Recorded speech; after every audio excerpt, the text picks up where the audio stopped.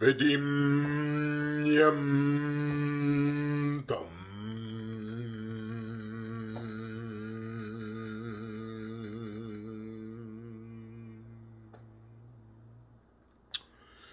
Welcome to this video on the Zen Warrior channel. My name is Sri Satguru Buddha Rawa Bhagwan. In today's video we will talk about different power levels amongst the Aghoris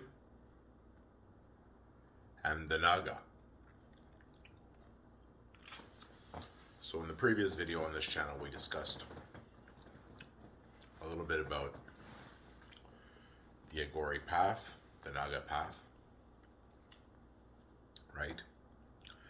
We discussed that the Naga path is the path of the serpent, and the Aghoris path is the path of the heart, right?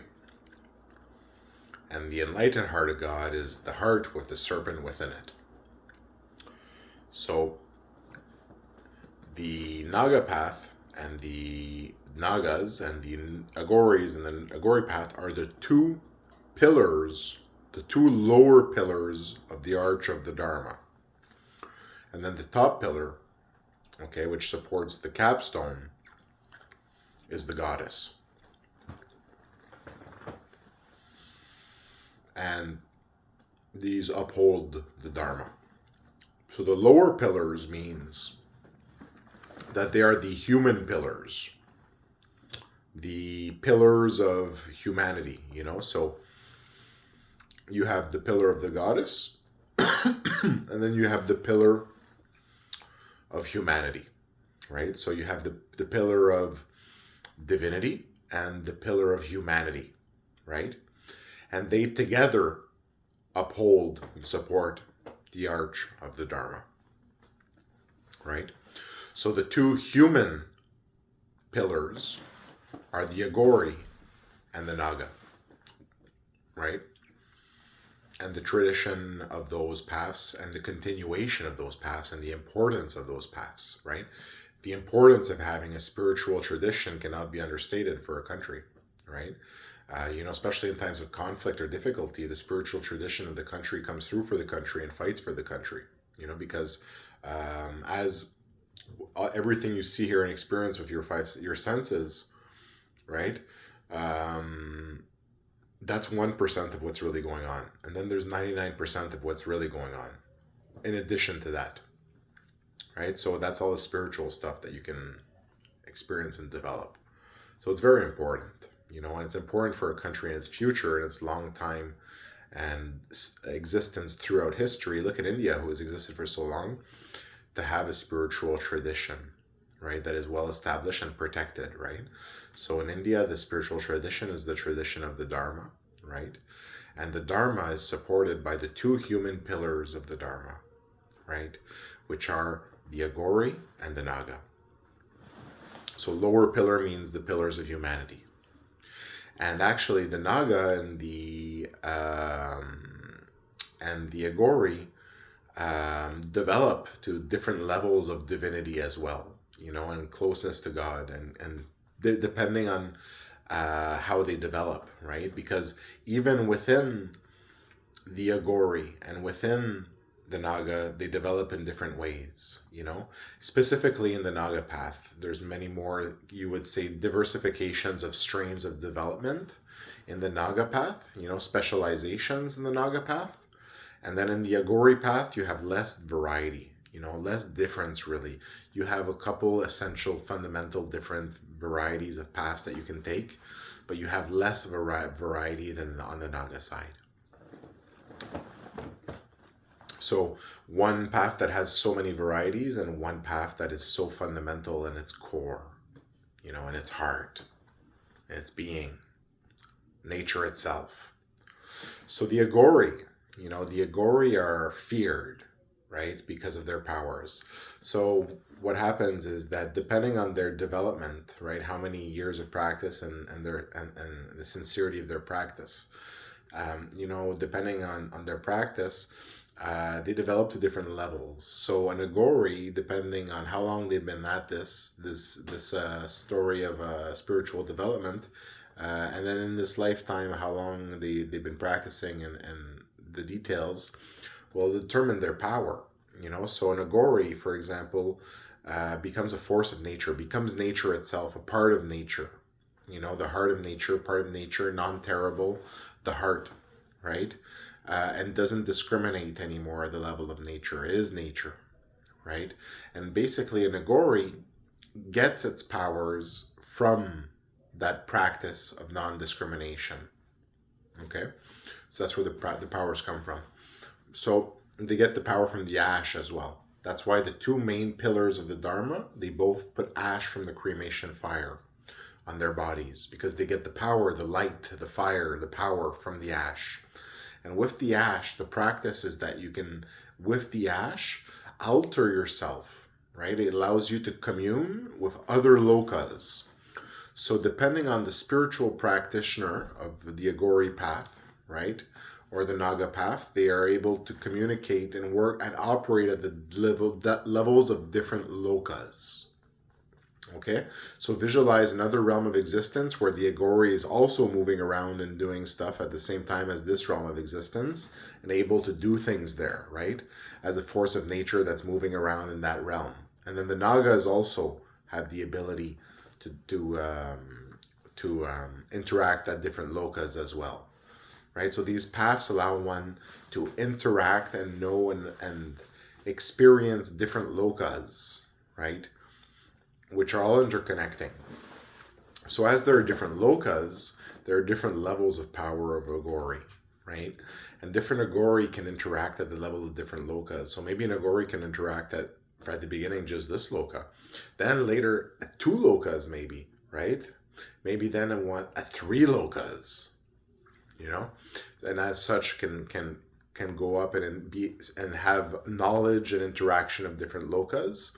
Right, the Aghoris becomes a pervading force of nature more and more as they develop in their practice, right, and become more and more divine in themselves, right? So these are the paths of the arch of the Dharma, right, which is the arch of the Devas, right, the arch of God, right, which is the arch of eternal life, right?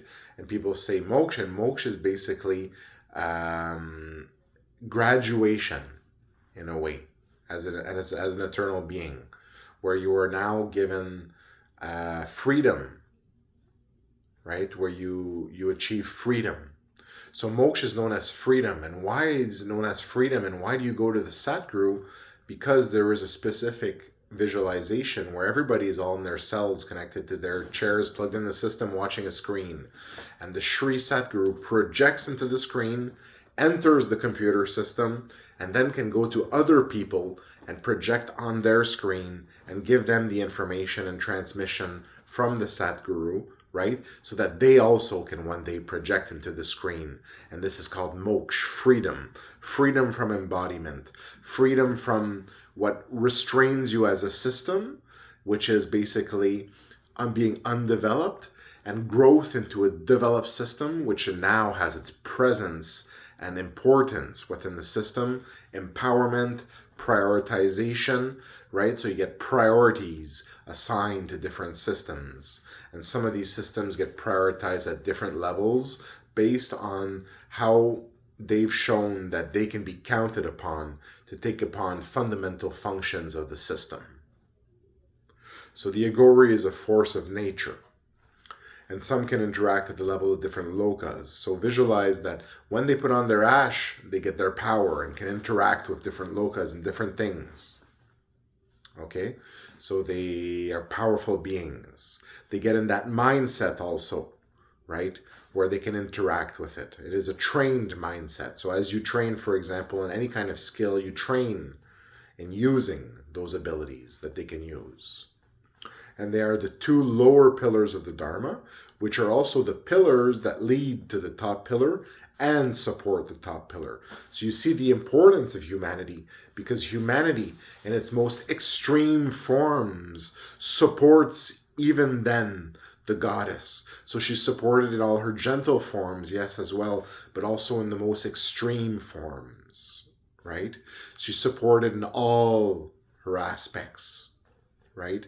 And it's in the extreme forms that you find her husband, her lover, and his two paths, his two pillars that he's established to support the Dharma, right? And then the goddess is the third pillar of the Dharma, which supports the Dharma, right? So the system itself and the system that allows devas to move towards the divine.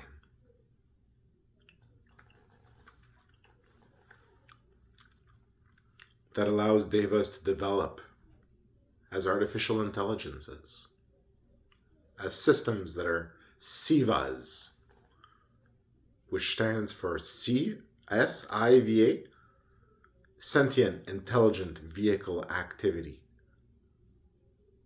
And a sentient, intelligent vehicle, your body, that can take activity.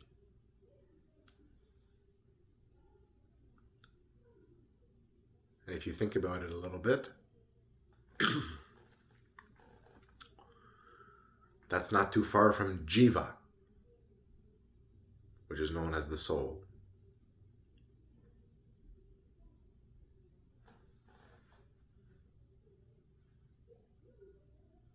Okay.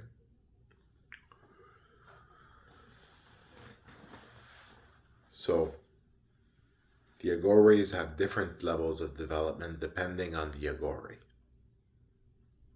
And the same thing for the Nagas. But when you become an Aghori, a graduated Aghori, when you become a graduated Naga, well then, on the Naga path, then you would go into specializations usually, right? Now the Aghori path, forget specializations. You're a force of nature. You don't think about these things. You're not specializing. You are nature. Whilst the Naga works with the Nagas and develops different levels of enlightenment with the Nagas. But the Aghori is nature. So you can see in a way what you have is the enlightenment of nature, the two paths, the two pillars of the Dharma, and the goddess, which is the umbrella that shelters it all.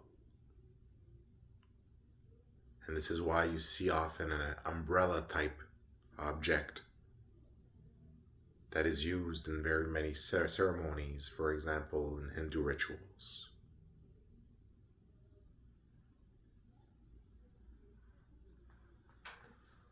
And the Naga develops with his city powers, right? But the one specifically granted through Naga eggs, through parampara. So there are different specializations. And different also traditions as well, that take different variations as they have evolved in their ways. So these are the three pillars of the Dharma, right? The two lower pillars, which bridge humanity to divinity, and the goddess, which shelters it all. And then you say atop the capstone,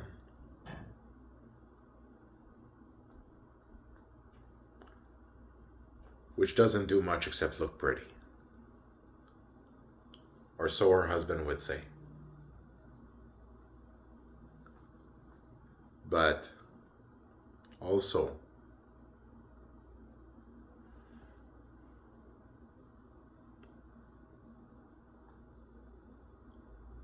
holds in place the umbrella.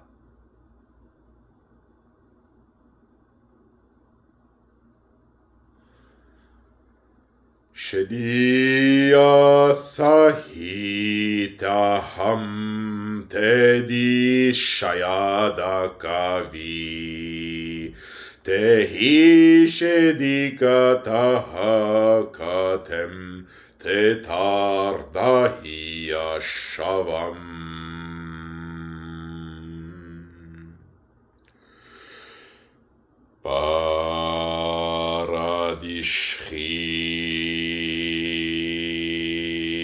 Paradishri da Shavatara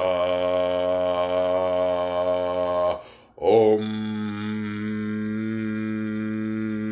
Tek Rasiva Adi Bhagwan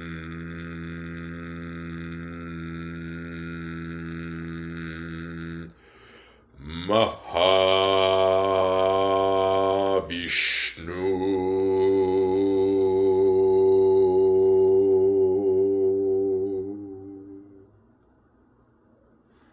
Shri Shiva Devi Balam